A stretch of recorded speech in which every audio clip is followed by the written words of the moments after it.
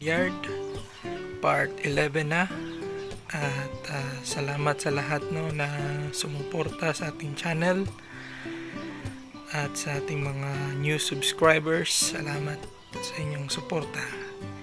Ayan, so ngayon ay mainit na dito guys, yung weather. So patapos na yung winter season dito sa Thailand. At sisimulan muna natin dito sa ating aquarium. Yan. So dito, naalala kung nakita nyo yung last video ko, nandito yung mga fry natin ng pigtail at nilipat ko na sila dito. Yan. So ang nilagay ko dito guys ay mga fry na ng female na feeder. Yan, yung feeder natin dito. Magkakasama pa rin sila guys kasi hindi ko pa pinaghiwalay kasi medyo maliit pa sila, medium size pa eh. Mga juvie pa sila. So mga 2 weeks pa siguro talaga. Tapos dito yung mga male natin. At palagi kong tinitingnan yung dito guys, na nawala na naman yung albino platinum white natin na isa. Tumalon na naman ulit siguro. Teka lang. Tumalon ulit siya. Isa na lang siya Teka lang ha. Tumalon. Kanina dito wala.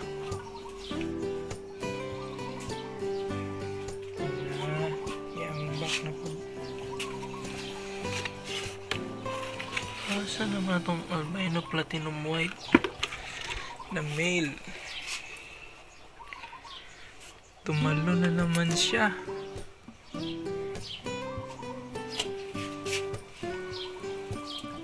Nako, hindi ko na makita guys.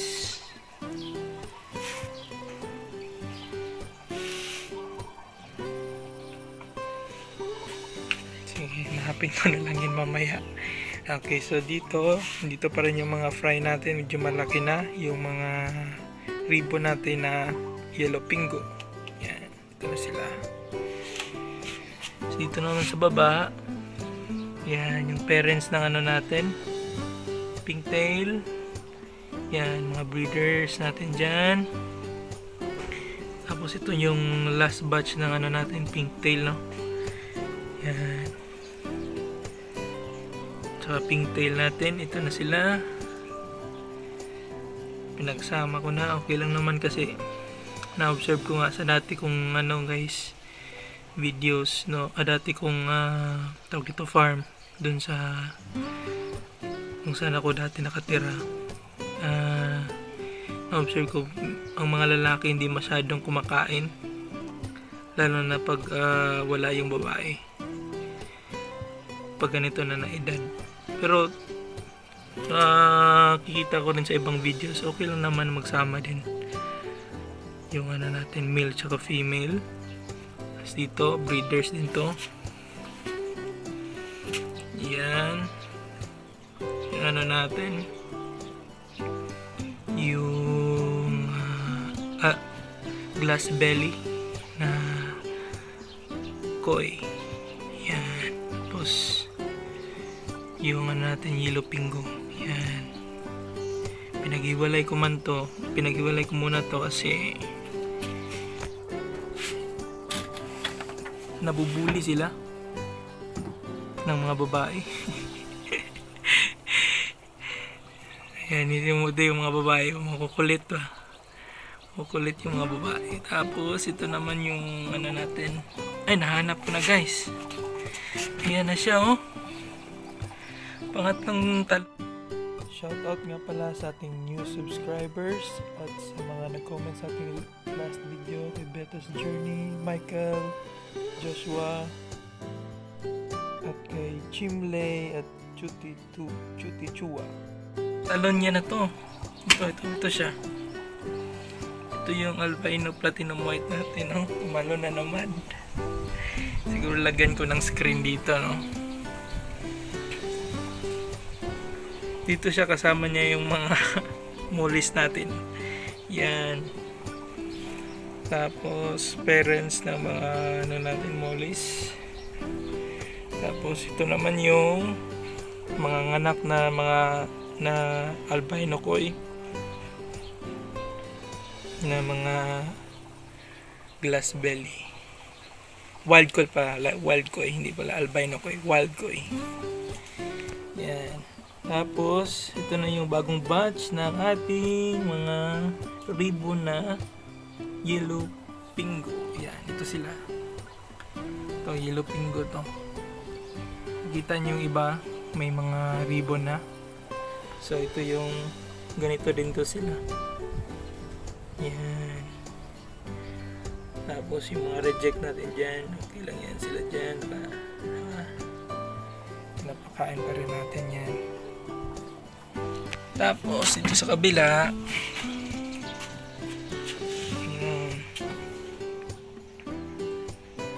ito yung ano natin, pink tail to. Yan. Tapos malalaki na rin yung iba guys, no? Yan. Tapos ito naman ay yun pa rin, no? Wild, yung wild koi na glass belly. Yan. Tapos dito sa kabila yung mga yellow pingo. Yan.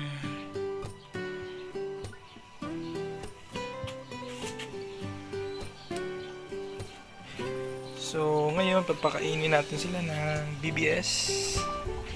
Ito pala. Dito ako nag-hatch, no?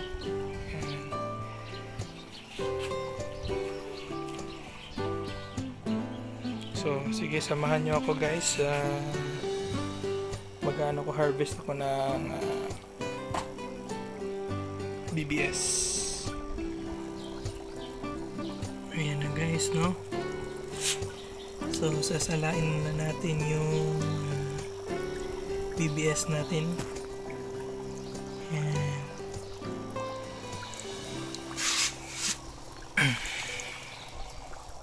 Ganyan lang siya guys. Yan yung setup ko sa BBS. So hintayin lang natin yan, no? Tapos pag mga sa dulo na, mga shell na yung naiwan, yan, tatanggal, kukunin ko na yan kasi masasama yung shell. Tsaka okay din yung bagong ano natin guys, yung ano, brand na binili ko na ano, na BBS. Ito siya, Artemia Cyst, farm from Thailand. Yan. So busin lang natin yan. So ayan na guys yung BBS natin, no? Yan, shake muna natin yan para mahati. Yan. Simulan natin dito sa taas.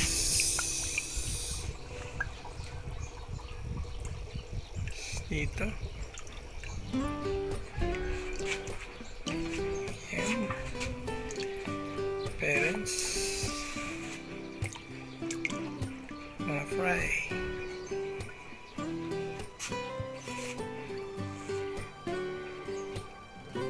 Sarap na sarap sila eh.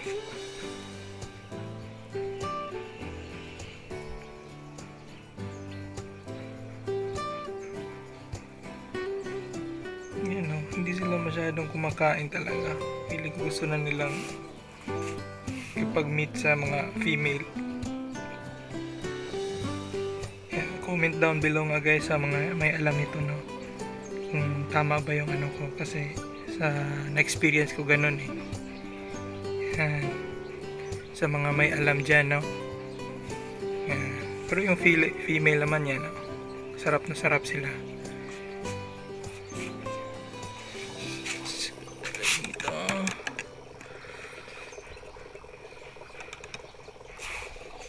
Ito naman, dito muna tayo.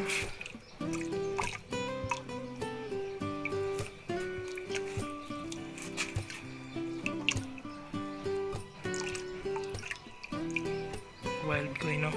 Ano?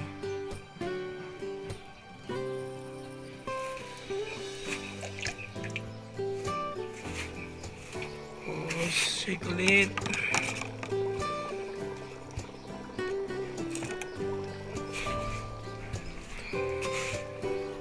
Parents, yun, kagay dyan. Ito, madami sila, so madamihan din natin, no?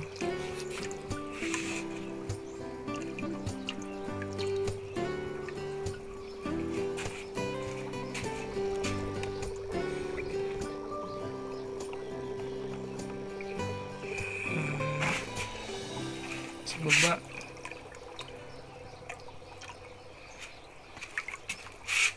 Ito, mga nganak na naman to, no? Yan.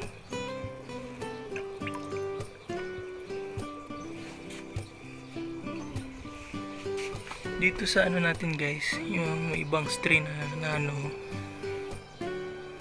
wala akong biniling ganyan eh. Yung mga black na yan, kikita nyo yung mga black na fry, yung malaki na yan, wala akong biniling ganyan eh. Bigla na lang lumabas dyan. Yan. Round 2 tayo.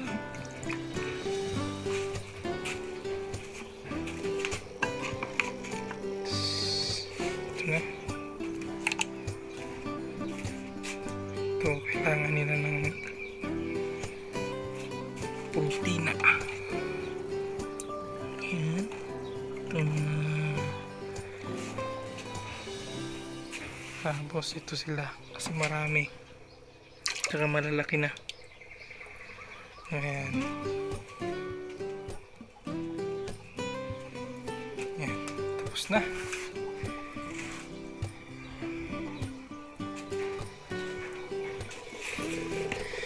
Tapos yung mga nagtatanong guys kung kakasan ba tayo sa Mindanao, sa ngayon kang hindi muna, no? Sa Luzon muna, try muna nating Luzon kung makaka-survive ba yung isda.